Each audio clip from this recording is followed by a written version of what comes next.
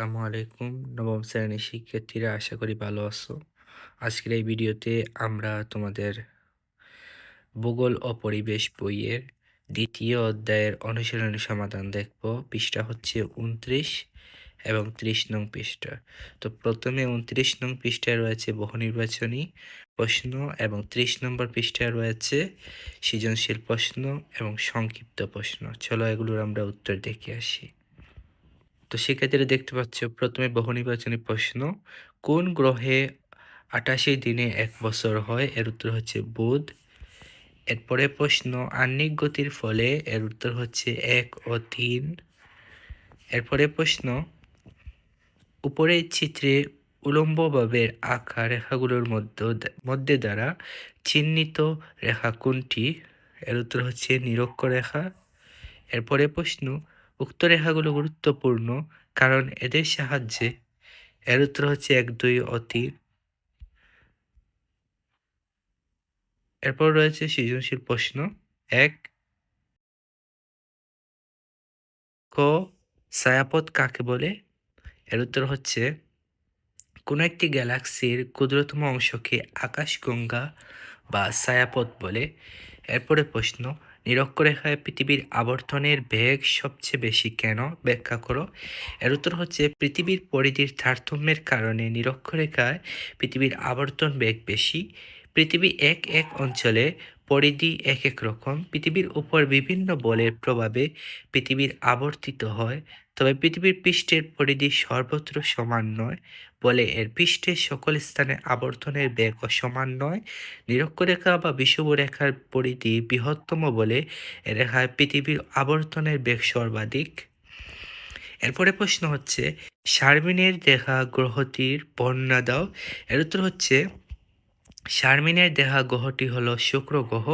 শুক্র গ্রহের নিজস্ব কোনো আলো নেই, এটি সূর্যের আলোয় প্রতিফলিত করে জ্বলে ওঠে। এর বায়ুমণ্ডল অত্যন্ত ঘন এবং প্রধানত কার্বন ডাই অক্সাইড গ্যাস দিয়ে গঠিত, যার ফলে সেখানে তাপমাত্রা খুব বেশি থাকে।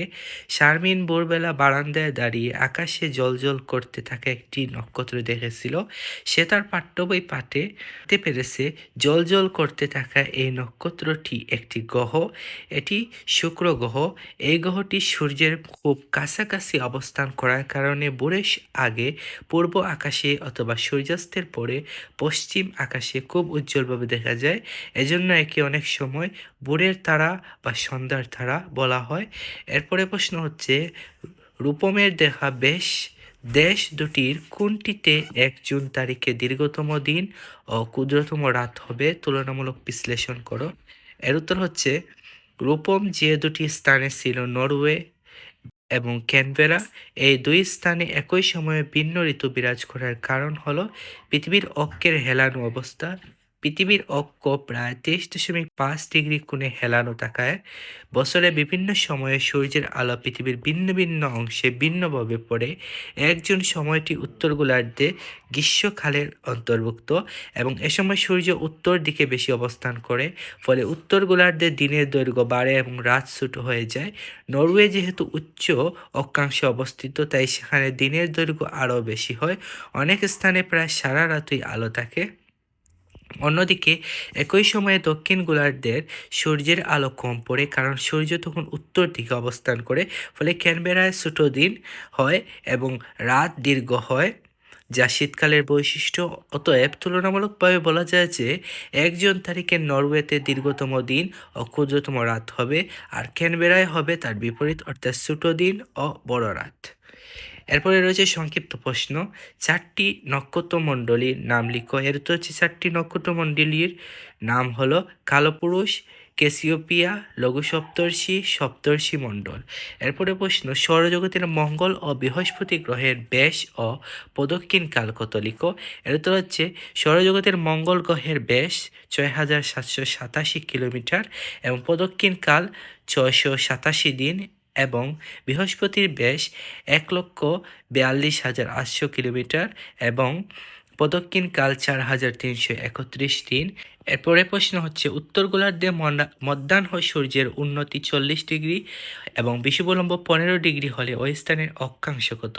এর উত্তর হচ্ছে দড়ি স্থানটির বিষুবলম্ব উত্তর অক্ষাংশ সমান সমান 90 ডিগ্রি বিয়োগ মধ্যাহ্ন সূর্যের উন্নতি যোগ বিষুবলম্ব।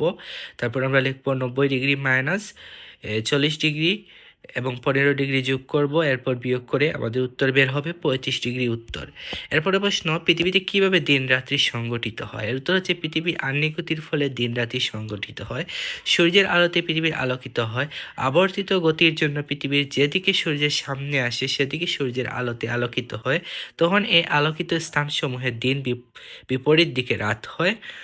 পৃথিবীর পর্যায়ক্রমিক আবর্তনের ফলে আলোকিত দিকটি অন্ধকারে আর অন্ধকারের দিকটি সূর্যের দিকে বা আলোর দিকে চলে আসে, ফলে দিনরাত্রি পাল্টে যায়। এভাবে পর্যায়ক্রমে দিনরাত্রি সংগঠিত হতে থাকে।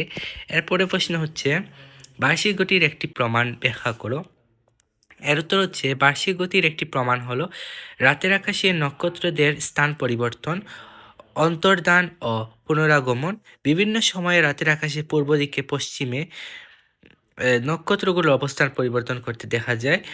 মেঘমুক্ত আকাশে কয়েকদিন পর পর লক্ষ্য করলে নক্ষত্রের পূর্ব থেকে পশ্চিম আকাশে সরে যাওয়া বোঝা যায়। এরপর একদিন এরা অদৃশ্য হয়ে যায়। ঠিক 1 বছর পর এরা আদি স্থানে ফিরে আসে। এ থেকে পৃথিবীর যে বার্ষিক গতি আছে তা বোঝা যায়। তো শিক্ষার্থীরা আজ এই পর্যন্ত। ভূগোল ও পরিবেশ বইয়ের অথবা অন্য কোন কোন বইয়ের সমাধান পেতে চাও এই ভিডিওর কমেন্ট বক্সে জানিয়ে দাও।